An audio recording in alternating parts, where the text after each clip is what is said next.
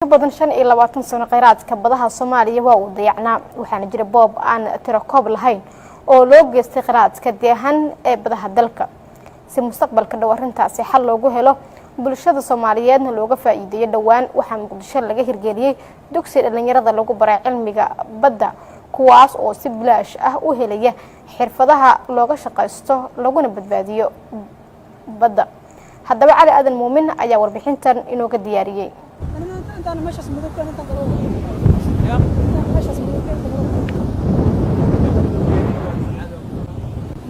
dalxiis uma dabaalanayaan dhalinyaradan toddobaadkiiba mar ay halkan yimaadaan iyagoo haminaya inay bartaan dabaal ka duwan midda qofka caadiga ah uu sameeyo si ay isugu diyaariyaan mustaqbalka maamulka badaha Soomaaliya iyo ka faa'iideysiga kheyraadka ku jira tiradan dhalinyarada ah waxa ay ka tirsan yihiin ku dhawaad 150 arday oo wiilal iyo gabdho isugu jira culumta badana lagu baro dugsiga Khaliif Macow oo hoos taga hay'adda cilmi baarista badaha Soomaaliyeed kadibna waxa uu sii wadaalici doonaa haddana badda ayaan bilaabi doonaa marka hadda waxa noo bilaabnaya orodkii oo la isku kuleynayo kani waa macallin Maxamuud Cusable oo dabaasha bara dhalinyaradan ka hor inta aan badda la gelin ayuu dardaaran siinaya ardaydan culumta badda la barayo oo jimicsiga iyo orodka ayaa ka horeeya dabaasha daqiiqada badda lagu jiray kadib banaanka ayaa hadda laga joogaa isweydiintu waxa ay tahay maxaa ka dhaxeeya barashada culumta badda iyo dabaasha waa kan macallin Maxamuud Cusable oo noocyada dabaasha ardayda la baro sharaxaya navigation ay bartaan navigation marka nin aan dabaal aqoon ma baran karo sababtoo ah ninku markuu kabitaan gaaro nin badda yaqaan inuu yahay oo naftiisa iska badbaadi karo hadii uusan dabaal aqoon cilmigiisu wax ma alwa sharci baa leedahay leedahay dabaasha horteeda waa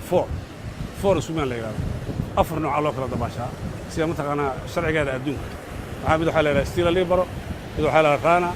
mid waxa la yiraahdaa butterfly mid waxa la yiraahdaa midaan dabaal duudka loo yaqaan afartaas nooc oo kala baxda marka inay afartaas nooc ayaa la baraa tan kale waxay leedahay qaab ay leedahay dabaashu qofka hadii uu daalo qaab uu nasto ayaa la baraa hadii ay biyo ku dheeraadaan qaab uu nasto la baraa hadii uu mataqaana fayl roor ku dhaco lacal oo tabaryarahana si uu soo badbaadiyo la baraa marka waxay uga bedelan tahay nin iska yimid oo iska galay sharci ahaan uma yaqaan laakiin uu sharci ahaan u bartaa waana yaqaan already waxbay ka bartay dhalinyaradani waxa ay doonayaan inay dhalan rogaan aragtida jiilka cusub ee Soomaaliya laga qabo ee ah inay dalka ka tagaan iyo in aysan qaban shaqooyinka culus sida in badda laga jilaabto xisada waxaan leenahay in aan maxaa la yiraahdaa xiso dabaaleed ileen wax walba sharci ay leeyihiin sharciga markaad sheegan sharciga aad u barato iyo markaad iska bara aad u barato isku mid ma aha sida macalinkeena Ilaahay khayraasiyo dabaasha na baro afar qodob buu noo sheegay oo sharciga badda ay ka mid tahay afartaas mid ka mid ama dhowr ka mid misla afartoodii ayaa maanta aan dul taagannahay in nala baro aadan ugu faraxsannahay maadaama dhalinyar Soomaaliyeed aan nahay baddeeni Soomaaliyeed in aan badmaaxinta aan maanta u soo jeesano waxa nala ballan qaadina ay tahay maanta inaan baddaaniiti wax aan u qabano waxna aan ka qabsano waxaan leeyahay dubaal ilaahay duu yiraahdo sharciga dubaasha aan baranayaa macallinka anaga weyn baa dubaasha na bara ilaahay duu yiraahdo ilaa 3 saac ilaa 1 saac ilaa xilligan 4 saac 5 saac maalinlamaan dubaasha ku jira sharciga badda dubaasha aan baranayaa waxaan aad ugu faraxsanahay inaan dhalinyaro Soomaaliyeed nahay oo aan rabno inaan jiilka soo socda la wareegno baalkan baddaanada iyo kheyraadkaanaga iyo aan la wareegno oo aan badbaadino dhalinyarada taariibaysa inaan tusno ilaahay duu yiraahdo inaan badahaanaga iyo baalkan dhulkaanaga qaas ahaan waxaan ka mid ahay ardada baranaysa cilmiga engineering shipis ilaahay duu yiraahdo waxaan mar dhow rajaynayaa inaan ilaahay duu yiraahdo maraakiib aan leeyahay oo maraakiib Soomaali ay leedahay aan fuulo aan sameeyno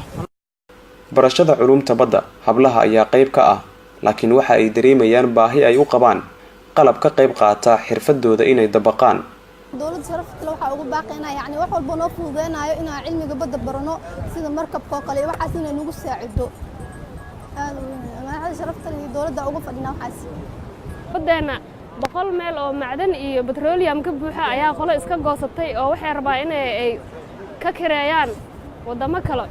ayagana ma lahan wada waxaas la kireenayo anaga leh taas waa damiir xumo inaan ku fiirsanaa waa inaan baranaa oo aan iska dhicina dadkaas badana mar walba ku soo cararayo iska dhicina oo mar walba barigeena dhinac naga hadaayo badana dhinac naga hadaayo marka aniga ahmiyadeedu ugu weyn soomaalinimo waaye wadaninimo waaye inaa baddeeda ka dhiciyo cadowga waaye waxa u baranayo wasaaradda dekedaha Soomaaliya oo xil uu ka saaran yahay ilaalinta iyo horumarinta kheyraadka badaha Soomaaliya ku jira waxa ay sheegtay inay dadaal ku bixinayso qaab kasta oo lagu difaaci karo badaha Soomaaliya wasiir ku-xigeenka gaadiidka dekedaha iyo badaha Soomaaliya Cismaan Daalo ayaa sheegay in ka wasaaradahan ay soo celinayaan maraakiibtii dawladda Soomaaliya ay lahayd kuwa cusubna ay ku soo kordhin doonaan ka wasaaradahan maraakiibta hadda aad baranaysaan dawladda Soomaaliyeed maraakiib ay lahayd qaarkoodna way nool yihiin qaarna way burbureen intii nool wasaaradda waxay u istaagaysaa in la soo celiyo gacanta dawladda lagu soo celiyo iyo maraakiib kale cusub